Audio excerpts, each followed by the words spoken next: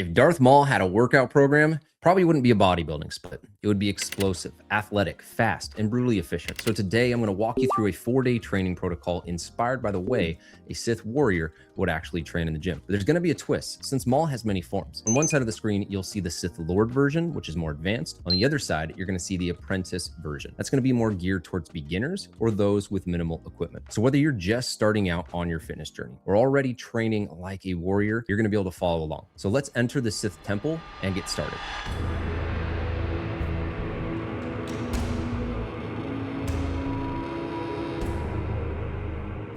First, it's important to understand the 4 pillars this program is built on. Number 1 is lower body power, so we can do things like force jump. Number 2 is mobility and control, so we can evade lightsaber strikes from multiple angles. Number 3, combat conditioning, so he doesn't tire. And number 4, rotational strength, so he can wield that beautiful double-bladed saber with force. If you look at Ray Park when The Phantom Menace was filmed, he was 22 years old, 5'8", about 80 kg, which is around 175 pounds. I won't cover his martial arts training as that's outside of my scope, but it's important to realize the order of operations when it comes to training. The brain triggers muscle fiber. Muscle fiber is going to be what moves the limbs. The limbs wield the weapons with deadly force and precision. So everything that you do starts with skill development, which is the key to both strength training and martial arts. As Bruce Lee says, "I fear not the man who has practiced 10,000 kicks once, but I fear the man who has practiced one kick 10,000 times." Each day focuses on one of these attributes because real warriors don't just train muscles, they train movement, durability, and endurance. Let's start with day 1. Day 1 is about speed and lower body power.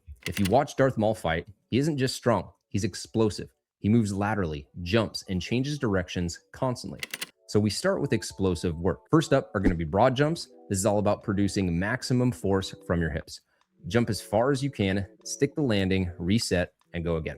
If you're doing the apprentice version, you'll do box jumps. This removes some of the landing stress while training explosively from a more easier position. Next, we're going to do lateral bounds. These train the ability to move side to side quickly, which is critical for agility, ankle, and knee stability.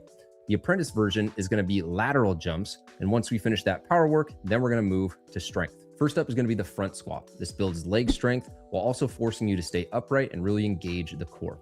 Apprentices can use a goblet squat, which is easier to learn and still builds a tremendous amount of leg strength and core strength because you have to brace your core to prevent extending in the low back. Next is the Bulgarian split squat, or in this case, the Dathomirian split squat, because these are about as enjoyable as having horns come out of your head. Single leg strength is critical for athletic movement and injury prevention, especially when you control your eccentric, which helps your body absorb impact. The apprentice version is just going to be a reverse lunge, and the same can be said for the controlled eccentrics that you'll do. One other call out that I want to make for both of these is to solve for balance first. Hold onto a squat rack or a chair or a couch so you have the stability. Then from there, go and work on going heavier. Finally, you're going to have hamstrings by using either a machine hamstring curl. Apprentices can use either a band or dumbbells for hamstring curls. Then you're going to finish the day with some agility and conditioning, 6 rounds of cone shuttle sprints, followed by 3 rounds of 1-minute jumping rope. Apprentices just swap it for lateral cone shuffles and jumping jacks to build coordination and conditioning without the high intensity sprinting. That's day 1, power, strength, agility. Exactly how a Sith warrior would build his foundation. Day 2 is something that most people skip. That's going to be mobility and control. But if you look at Darth Maul's movements, the flexibility and control that he has comes from years of mobility work. And there's an important phrase to remember with training. The best ability is availability. If you're constantly injured, it doesn't matter how powerful, strong, or talented you are. Don't let your ego keep you from being able to show up. We're going to start with a 10-minute mobility flow. Deep squat holds, hip openers, thoracic rotations. These restore range of motion in the hips, spine, and ankles. For apprentices, you can use scaled back versions, supported squat holds, lying knee to chest stretches, and side lying spinal twists. In both cases, aim for 1 minute of each per exercise or per side, then go for 2 to 3 rounds. Once those joints are ready to move, we're going to do some controlled strength work. First is tempo push-ups. You'll do 5-second descends. This builds a tremendous amount of shoulder stability. Apprentices perform kneeling push-ups in a same tempo control. Then you're going to have a single leg Romanian deadlift. This strengthens the hamstrings while also improving balance. Apprentices can do a supported version of this, holding onto a wall or a bench. You want to make sure that you solve for stability first before trying to go heavier. Then you're going to perform inverted bodyweight rows. A bodyweight row is a great way to develop body awareness and mastery with one's own meat wagon. To wrap up, you'll do some isometric holds, wall sits for 3 sets of 60 seconds, hollow holds for 3 sets of 45 seconds. Just hold and let that burn build inside of you.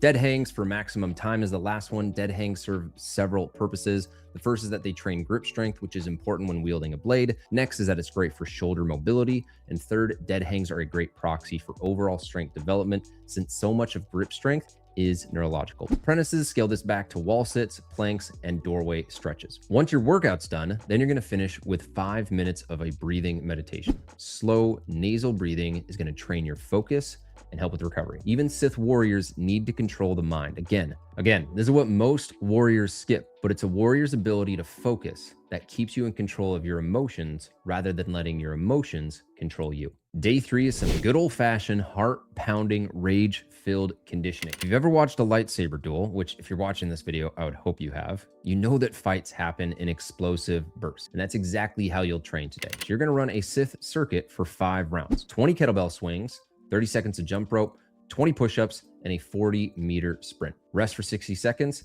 and then repeat. Apprentices, you're gonna perform a slightly different circuit, 30 seconds of glute bridges, 30 seconds of jumping jacks, 10 mountain climbers per each side, 15 seconds of high knees, then 60 seconds rest. Once the circuit is complete, both groups are gonna perform farmer carries for 4 rounds of 50 meters. This trains your grip, core stability, and posture under load. As referenced with the dead hang, this is going to test your ability to maintain control of your saber, only this time it's done under fatigue. Battles with defensive-minded Jedi like Obi-Wan Kenobi are going to require sustained endurance. Then we're going to finish it up with 5 minutes of some more nasal breathing to bring that nervous system back down.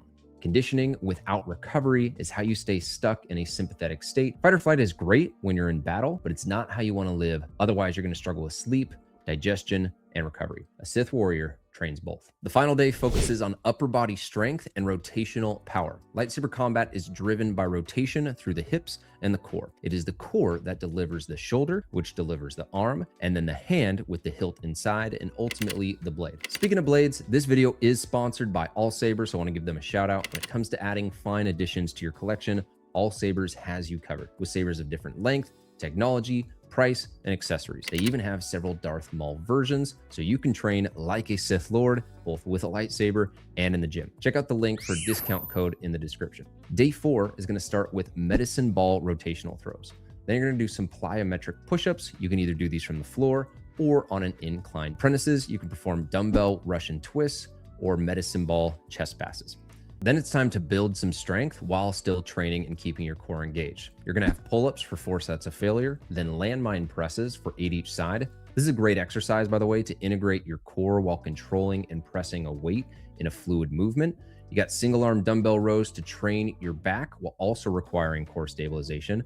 Apprentices, you're going to perform band pull downs, half kneeling dumbbell presses, and single arm rows. To wrap it up, we're going to finish with a core circuit, hanging knee leg raises, landmine twists, and side planks. Apprentices, you'll perform dead bugs, Russian twists, and shorter side planks. So there you have it, a 4-day training protocol inspired in the way a Sith warrior would actually train. Power, mobility, conditioning, rotational strength. And the best part is, you can choose whether you want to train like a Sith Lord right away or as an apprentice working your way up. If you want more workouts like this, go ahead and hit subscribe. I've got over 400. I also have a PDF version of this for you to download down in the pinned comments. And remember, the Force doesn't build strong bodies, training does.